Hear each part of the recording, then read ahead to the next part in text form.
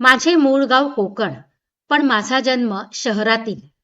त्यामुळे प्रत्यक्ष अनुभव असे नाही. पण आजीने सांगितलेली एक अंगावर शहारे उठवणारी कथा मी आज तुम्हाला सांगत आहे. ती किती भयानक आहे, ती ऐकल्यावरच तुम्हाला कळेल. माझे आजोबा शिक्षक होते. त्यांची बदली होत असायची. अशीच एकदा बदली एका गावात झाली. ते गाव तसे सुंदर, अतिशय लोभनीय असे. जसे कोकणातील इतर गावे असतात, तसे निसर्गाने नटलेले. सुंदर झाडे आणि छान कौलारू घरे, असा सुंदर देखावा पाहतच राहाल असा. पण हे सारे दृश्य सूर्य मावळेपर्यंत, नंतर मिट्ट अंधार आणि भयावह शांतता. आजोबांना जी खोली राहायला मिळाली होती ती तशी 3 खोल्यांची होती. आजोबा, आजी, आई आणि तिची 3 लहान भावंडे.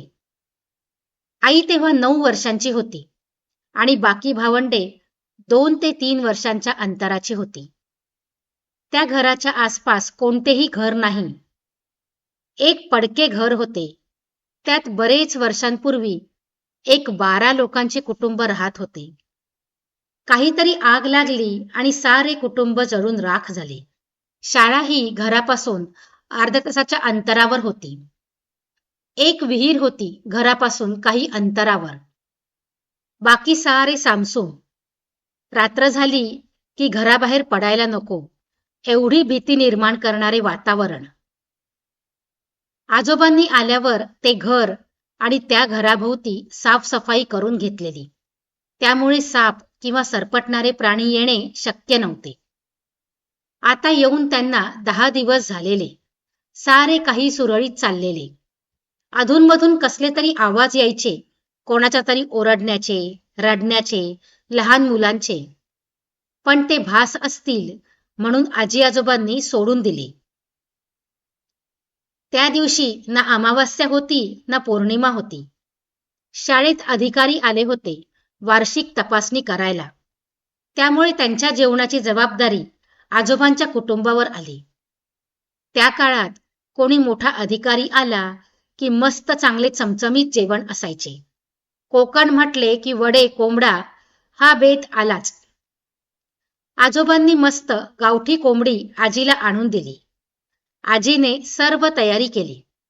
त्या घरात जे स्वयंपाकघर होते त्याला एक खिडकी होती. ती खिडकी बरोबर चुलीच्या बाजूला होती. त्या खिडकीला एक गज होता. कोणीही आरामशीर बाहेरून आत हात घालू शकत होता. आई आणि तिची भावंडे खेळत होती आणि आजी मस्त कोंबडीचा झणझणीत रस्सा करत होती. सारे करून झाले. आता फक्त वडे करायचे होते. संध्याकाळचे 7-7:30 वाजलेले. सूर्य मावळलेला आणि कुट्ट काळोख पसरलेला. कारण जानेवारी महिना आणि त्यात पौष मराठी महिना, म्हणजे रात्र मोठी दिवस लहान. आजीने वडे करायला घेतले. आजोबा बाहेर बाकी तयारी करत होते आणि बाकी मुले सारी खेळत होती. तेवढ्यात आई आत आली आणि स्वयंपाकघराच्या उंच भागावर जाऊन बसली. वडे खायचे होते ना तिला. सारे काही ठीक चाललेले. एवढ्यात कोणाचा तरी आवाज आला. आईचे आणि आजीचे लक्ष त्या खिडकीकडे गेले. मिट्ट काळोख, त्यामुळे काहीही दिसत नव्हते. एका स्त्रीचा आवाज आला, ताई, माका भूक लागली असा, एक वडा दे. आजीच्या काहीही डोक्यात आले नाही. तिला वाटले आले असेल कोणीतरी भुकेलेली. म्हणून तिने सांगितले, थांब देते हा. असे म्हणून आजीने आजोबांना हाक मारली आणि सांगितले, कोणी बाहेर उभे राहून वडा मागत आहे. तुम्ही जरा हे 4 वडे तिला देऊन या. आजोबा विचार करू लागले की आसपास कोणते घर नाही आणि यावेळी कोणी स्त्री येथे कशी आली. मग काही विचार करून बॅटरी घेऊन ते वडे द्यायला बाहेर खिडकीकडे गेले. तेव्हा एक स्त्री पळत जात होती. तिने हिरवीगार नऊवारी साडी घातलेली, केस सोडलेले, शृंगार केलेला आणि हिरव्या बांगड्या घातलेल्या अशी ती. धावत जाऊन विहिरीत उडी मारली. आजोबांना काही कळले नाही. ते पुढे जाऊन विहिरीमध्ये बॅटरी मारून पाहिले तर कोणी नाही. आजोबांना काही गडबड वाटली. ते परत पाठी आले. तेव्हा आजीने विचारले, दिलात का हो वडे? आजोबांनी तेव्हा काही सांगितले नाही, कारण घरात लहान मुले घाबरतील म्हणून. त्यांनी सांगितले की मी गेलो तेव्हा तिकडे कोणी नव्हतं, कदाचित निघून गेली असेल.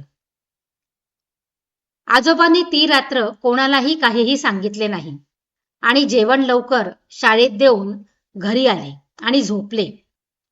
सकाळी आजीला सारे काही सांगितले. त्यांनी गावात चौकशी केली तेव्हा कळले की 50 वर्षांपूर्वी पुरे कुटुंब जळून खाक झाले. फक्त त्यातील एक व्यक्ती वाचली. ती व्यक्ती दुसरी तिसरी नसून ती त्या रात्री दिसलेली स्त्री होती. ती त्या दिवशी गावात गेलेली. काहीतरी समारंभ होता आणि ती मदत करायला थांबलेली, कारण दुसऱ्या दिवशी समारंभ होता आणि त्या रात्री त्यांच्या घरात आग लागली. आणि तिला जेव्हा ही गोष्ट कळली तेव्हा ती जेवत होती आणि वडे होते जेवणात. पण जेवायला सुरुवात करणार तेवढ्यात कोणी धावत येऊन हे सांगितले. ती तशीच उठली आणि धावत घराकडे धावली. बाकी गावातले लोक पण धावत गेले, पण फार उशीर झाला. सारे जळून गेलेले. तिला एवढा धक्का बसला की तिने बाजूच्या विहिरीत उडी मारून जीव दिला. हे सारे कळल्यावर आजी आजोबांनी ब्राह्मणाला बोलावून तिची शांती करून घेतली, कारण दुसरे घर अचानक मिळणे शक्य नव्हते म्हणून. त्यानंतर कोणालाही तिचा त्रास झाला नाही आणि आवाजही बंद झाले. हे ऐकायला जरी सोपे वाटत असले तरी त्या रात्री आजोबांनी घेतलेला तो अनुभव प्रत्यक्ष कोणी घेतला असता तर त्याला कळले असते की त्यावेळी त्यांनी काय अनुभवले ते. मित्रांनो, तुम्हाला माझी ही कथा आवडली असेल तर व्हिडिओला लाईक नक्की करा आणि चॅनलला सबस्क्राईब करायला विसरू नका. धन्यवाद.